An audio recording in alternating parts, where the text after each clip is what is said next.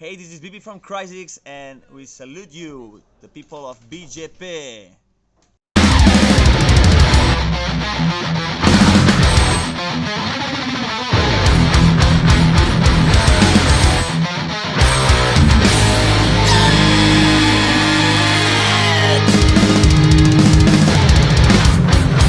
Everyone's got something to say, just pick your choice, you're underpaid.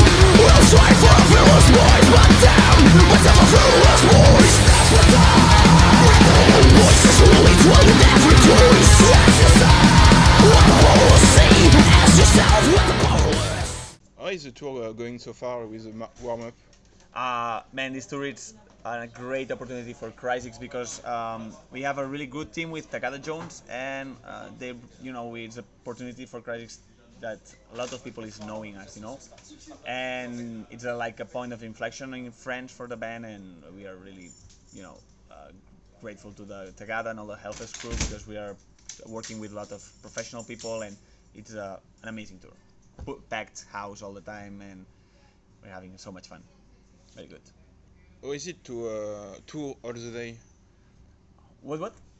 How is it to tour All day. all day? It's interesting because I think we never did a tour that long, and when you travel on a tour bus, it's easier to not get tired, but it's true that you have to really take care of yourself and maintain this energy level because we want to make the best shows every night. And with Tagada, I think we make a great team because they are also very committed to the shows and to take care of ourselves and deliver the best show every night, because maintain this level of intensity every night, it's hard, and you have to really take care, go to sleep, eat well, rest, and then make a good show. And you had what, just one day off in Chateau?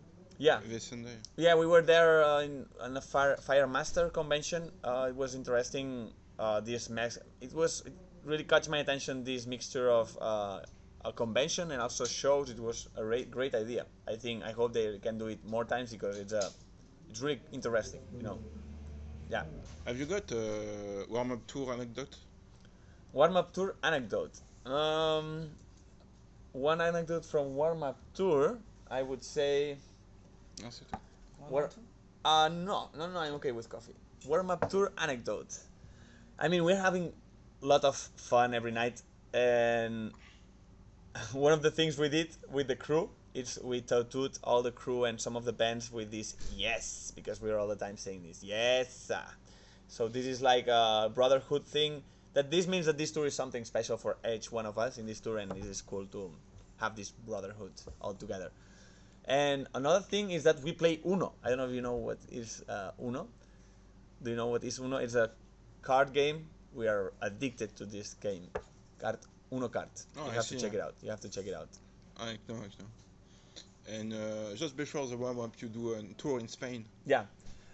In Spain, we released on the release. We made 3 album release shows. Okay, for Full HD, our last album. And we played in Barcelona, Madrid, Bilbao, because it was the same day that the album came out, just before Hellfest. So we put these 3 dates together, and this is where we started playing. And it was also very great shows in Spain.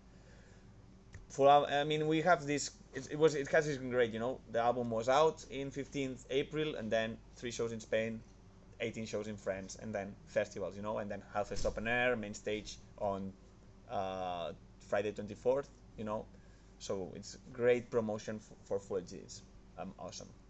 You release the album at a good time. Yeah. Well, I mean, we're a band that really worked a lot since the pandemic.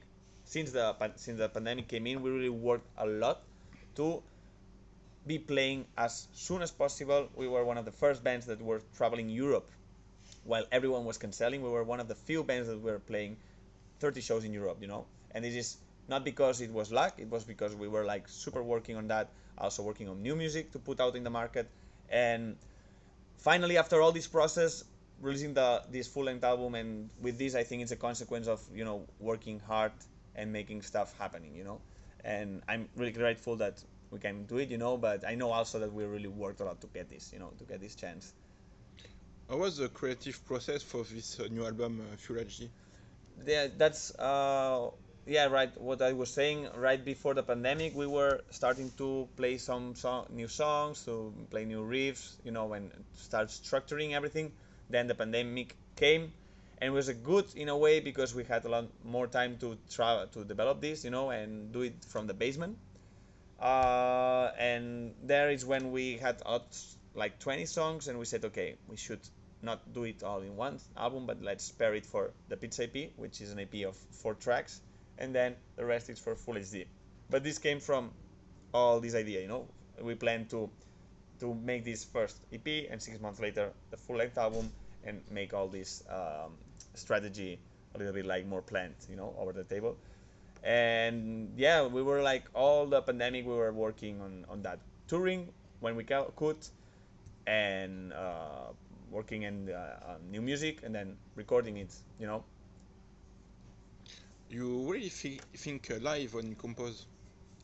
Yeah, yeah. Especially when we have, for example, we have this track called Macarena Mosh from Full HD, and which I think this is a representation of what Crisix delivers when we are playing live.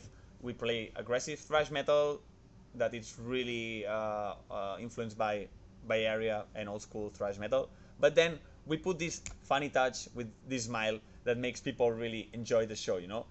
And I think this is the representation of Macarena Mosh. It's a song that makes you, gives you good energy, good. It's really positive, you know. And I think this is what Crisix is on live. And when we were composing this song, we said, okay, we have to add these Spanish elements, these Spanish sentences in the, like el baile de la muerte, dance la mort in French, okay. And also what we did is to invent the dance from Dance la Mort, okay, which is el baile de la muerte. To play it, when we play the song live, people can do the Dance la Mort, you know. And this is the cool thing that we like a lot, always, to, you know, songs to interact with people, make people part of the show, you know. You will see it tonight. And you released a very crazy clip, World in the Mosh World in United, and with 10 guests like Diva, Yeah. Satanica, Kevin. And in this clip, Chuck Billy is like Zordon. Yeah, he's like the presenter. I don't know how you say it in French, but it's like he's presenting the. When we had this project done, you know, like, hey, let's make this song. We would love that this song was sung by these guests from all over the world, that we were sharing the same scene as us, the thrash metal scene, the new wave of thrash metal scene. Let's do it with these friends. And when we had this all in the song, then we said, okay, we have this song, we have the video. Now we need to someone like Chuck Billy from Testament, that would be ideal, that he presents all this like representation of the first generation of thrash metal bands, you know, now introducing the newer generations like us, the younger bands, you know, like passing the torch. I think it's a really cool, it came really cool, you know, and all the bands did it really great, the collaboration is great. And it's all friends with a beautiful message, World Needs Mosh, which absolutely, which is what the world needs now. It's music liberation and happiness, man, because we've been like trapped for 2 years without music, and we need now to release all this, you know. And Yes. I think it came in the great moment with the great people, and Chuck Billy was like the cherry on the top. Chuck Billy was like Zordon from Power Rangers, you know. Sorry? Do you know Power Rangers? Power Rangers, yes. Yeah, he was like Zordon. Ah, okay. Like, yeah. Like the guy that he's introducing, he's talking with the Power Rangers. Maybe? Yeah. It's Okay. Yeah, maybe, yeah, this is the parallelism. I'm not the sci-fi guy. This is idea from Juli. We had this idea of, let's make the zombie drive this spaceship, you know, and then contact Chuck Billy like if it was Star Wars, you know, a little bit like this is the influence, Star Wars. They go in the spaceship and they contact this guy. But I will check out this reference you gave me from Power Rangers. And you use a lot of pop culture in your music. Like you have the song, like Shonen. Shonen Fist, yeah, Yeah. right? And you use before reference to Spawn, The Mask. Yeah. In this last album, we did this reference to Japanese animes and mangas, because we traveled to Japan in 2019. We played 2 shows in Tokyo, and it was like a shock. this experience of being in Tokyo. It was a cultural shock for us. Juli is especially a really fan of Japanese movies, also Pla, or the bass guitar, and me. And we said, okay, for the new album, we have to, after this Japanese experience, we have to really make pay homage, make our tribute with a song where we put these references of different animes and mangas from Japan. And I think we're getting a lot of attention from Japan, a lot of comments, and a lot of people super supporting this song, Shonen Fist. It's cool. It's really cool. Juli is the mastermind of all these movies, these movie references in the songs, Okay. And what is your favorite anime, manga, comics? My personal favorite is Neon Genesis Evangelion. I don't know if you know that one.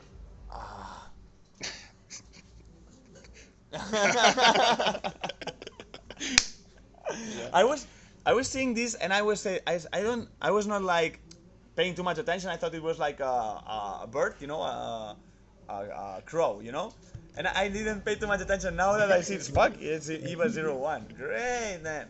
I fucking love that one, man. I love the whole dimension, the biblical references, the everything from the Syria, from the normal chapters, that I love the ending of the chapters. I love the ending of the movies. I love how they interpreting the new finals. I love it.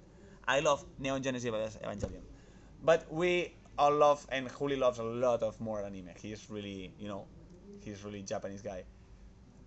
Probably he will move to Japan someday. Can you talk to me about the song Electric Fate? And do you want later do just an acoustic music? Well, excuse me. What did you like from that song? Tell me, please. The intro, and after the break. Yeah.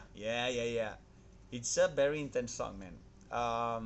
And we wanted to add more Spanish folkloric things with this song, with this Spanish flamenco guitar, and also with, I don't know if you noticed, but there is this clapping, there is this Spanish percussion, which is very cool, and we wanted to put it and try it in this song because it's part of our artistic identity in Catalonia, in Spain, so let's try it, and it's a very intense song, and we wanted to take this sound, experiment it, and progress it to a step forward with that, it's a fast song, it's a thrash song, but with these different elements and this intensity, and the lyrics are so intense, and it's cool. To me, I like that in every album, even if we can make fun and have some space for fun and aggressive thrash metal, I like that we can also have a moment of intensity and a moment of go in another dimension. I love albums like Master of Puppets that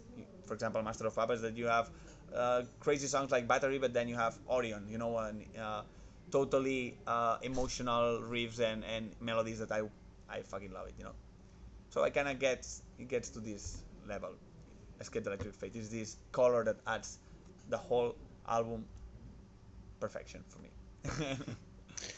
Do you plan to tour after the Hellfest in France or somewhere? Yeah, of course.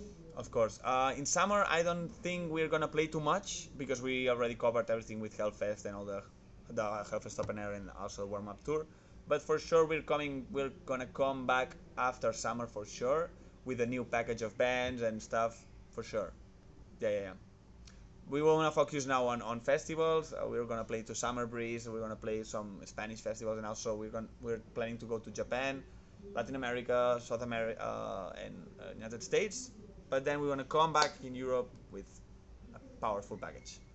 If you can bring back your brother of Dustbolt, yeah, it would be cool, huh? Evile also would be cool. I love Evile too. I don't know if you know Evile, but it's a really cool UK band. And Dustbolt are a great band. Inside is a great band. They are great. I love to tour with people that you can get along, like Tagada Jones, or we toured with Evile and Dustbolt in these Spanish shows, and we were like all family kinda. And I really love to make this experience of touring in family, And with this band, it's possible to do that, and it's cool. It's really cool.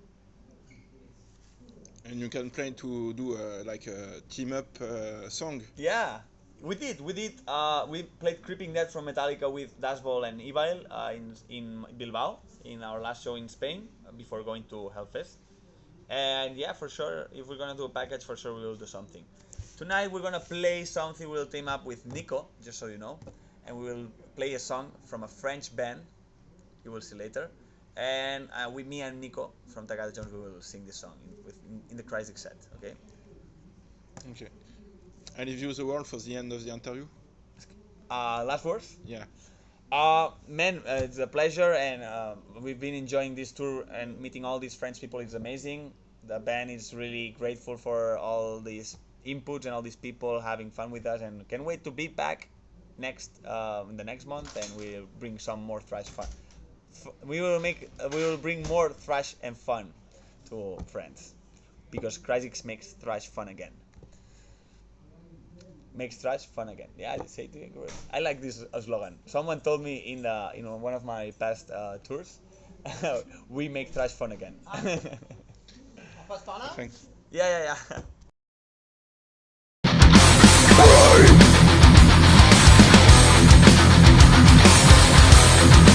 The winter